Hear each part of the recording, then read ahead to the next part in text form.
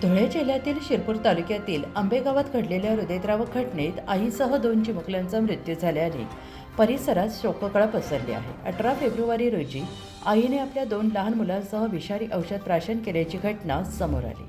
या घटनेत आई आरती पावरा आणि 3 वर्षीय मुलगा रियांश यांचा जागीच मृत्यू झाला होता. 5 वर्षीय मोठा मुलगा चिराग याला गंभीर अवस्थेत उपचारासाठी रुग्णालयात दाखल करण्यात आले होते. मात्र उपचारादरम्यान आज त्याचा मृत्यू झाला आणि या घटनेची माहिती मिळताच पोलिसांनी घटनास्थळी धाव घेऊन पंचनामा केला. विषारी औषध प्राशन केल्याचे स्पष्ट झाले. मात्र या घटनेमागील नेमके कारण अद्याप समजू शकलेले नाही. पुढील तपास सुरू आहे.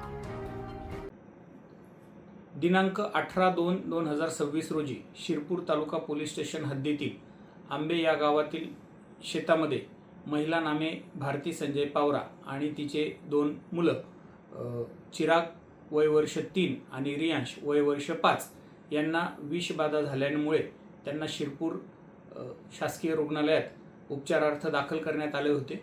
उपचारादरम्यान महिलेचा आणि तिचा जो 3 वर्षाचा मुलगा आहे त्यांचा मृत्यू झाला होता.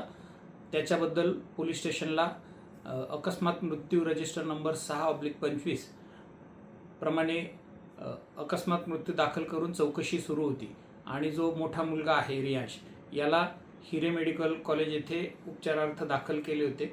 नंतर त्याला त्याच्या काकांनी विघ्नहर्ता हॉस्पिटल या ठिकाणी उपचारार्थ दाखल केले असता त्याचासुद्धा काल 21/2ला मृत्यू झालेला आहे.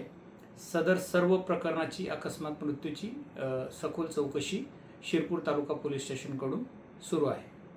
आत्मा मलिक हॉस्पिटल विश्वात्मक जंगली महाराज आश्रम ट्रस्ट संचालित आत्मा मलिक हॉस्पिटल कोकमठाण शिर्डी नाशिकचे सुप्रसिद्ध नेफ्रोलॉजिस्ट, किडनी विकार आणि किडनी प्रत्यारोपण तज्ज्ञ doctor Parth Devgaonkar, MD medicine, DNB nephrology, ESE nephrology, European renal association EDTA दर महिन्याच्या 2ऱ्या आणि 4थ्या बुधवारी आपल्या आत्मा मलिक हॉस्पिटलमध्ये उपलब्ध राहतील.